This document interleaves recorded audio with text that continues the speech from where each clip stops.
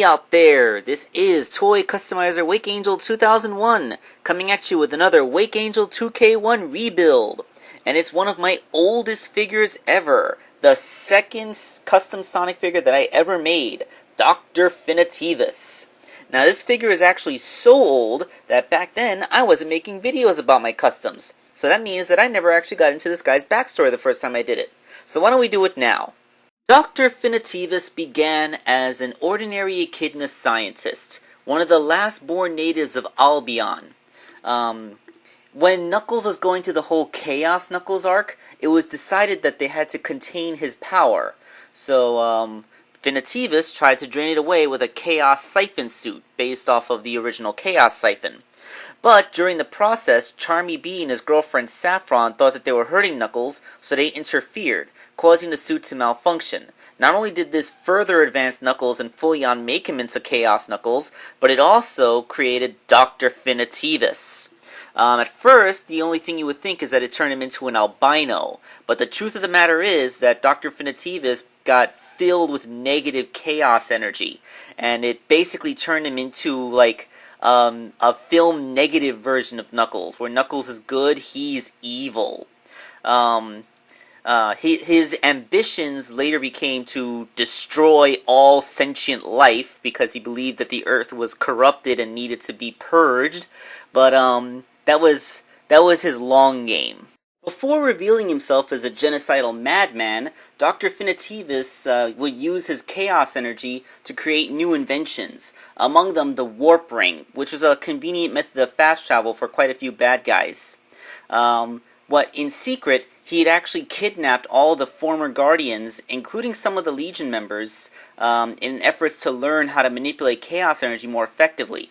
He's also the one who ended up turning Enerjack, Dimitri, into a head in a jar, because he basically dissected Dimitri's original body in an effort to understand how to better utilize chaos energy.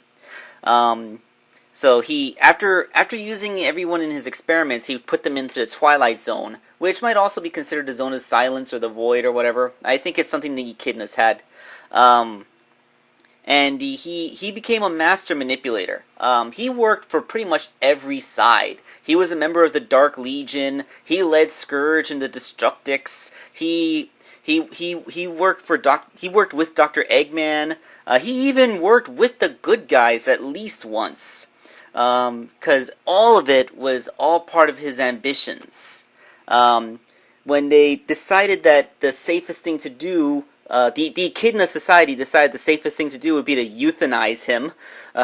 Man, euthanasia for a sentient person, isn't that just killing him? Like this guy is such a threat to everyone around him that you should just kill him? Well, apparently they didn't get to do that because he saw to it that Albion was destroyed and nearly all of its inhabitants were killed. Man, if ever there was doubt that this is one of the most evil characters in all of the comic books fiction, then, there's that. He actually succeeded in a mass genocide. Perhaps Finitevus' most memorable story arc was the recreation of Enerjack. I actually made my own video about this back when I made my first Enerjack custom. I basically adapted this into a brief stop motion. At first, he was going to use an Echidna cop, Remington, to make him into a brainwashed Enerjack slave. But when Knuckles came back from the dead, because yes, Knuckles did die and then come back, I believe I've mentioned that a few times before, Finitevus saw his perfect opportunity. Manipulating the Dark Legion and Knuckles himself, he was able to guide Knuckles into absorbing the chaos energy from the Master Emerald and becoming the new Enerjack. But he had placed a hex on the Master Emerald which would make him controllable. He twisted Knuckles' morals into aligning with his own. The whole purge all of the world kind of thing. Despite efforts from Supersonic to stop Enerjack, it turned out that the only way to actually stop him once and for all was for someone to undo the hex by sacrificing their life. This, of course, was done by Knuckles' own father, Locke. And thus Knuckles became the last Guardian with his father's death. Yeah, This guy is super evil.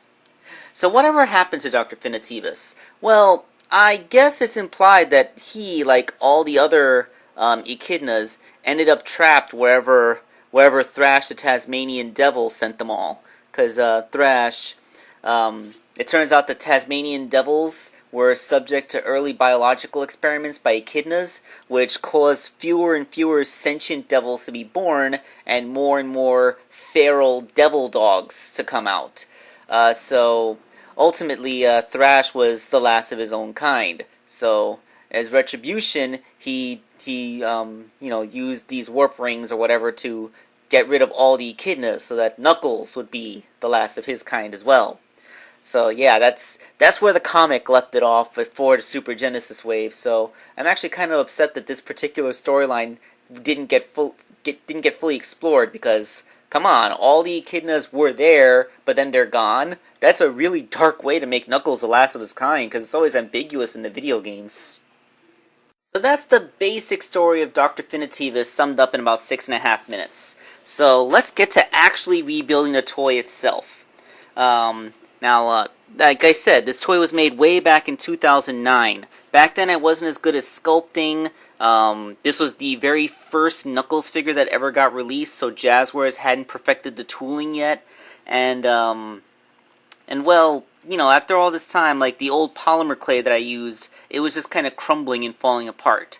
So the first thing to do, of course, is a complete teardown, where I remove all the old polymer clay so I can replace it with something more substantial. The head was actually pretty good the way it was. The only problem was that the old paints that I used had faded over the years, so essentially this is mostly a repaint job. I didn't even change the sculpting on his cheeks, because that's the one part of the sculpting that held up just fine, and I didn't want to tempt fate by trying to break it off. Although I did make him a new pair of glasses using the 3D pen, the same way that I made Bayonetta's.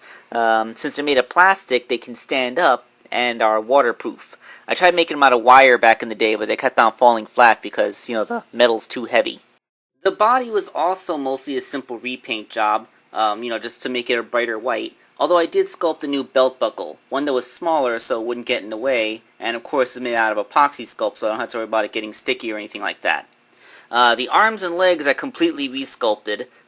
Originally when I made them, they interfered with the movement of the knees and elbows, like they couldn't bend anymore. So I gave him 3 rings instead of 4, so that it wouldn't take up all the room on his forearm and shins, and allow his knees to still bend. This means that the figure, once again, is fully posable the way it was meant to be. Although, like I said, this was the original Jazzwares tooling, so the figure really wasn't good at standing up on its own. That means I had to make him some heel spurs, to hold the figure up, to compensate for the weird shape of the old Sonic feet. Alright, so with that done, let's take a look at the completed figure. There we go! I'm kind of upset that I still couldn't figure out a way to make his cape, because he wears it like 99% of the time in his appearances in the comic book, but the way the tail and the dreadlocks on this thing overlap, there's just no room to give him a cape like that. So once again, Finitevus is forced to go capeless for his action figure. I'm sure if they had made it from the ground up, they would have done something to his dreads, like put them out of the way to give room for a cape, but I work with what I got. So this has been the Dr. Finitevus rebuild, and yeah, he is going to be the raffle prize for the Patreon raffle next month, but I'll make a more official video that's just about that, very soon.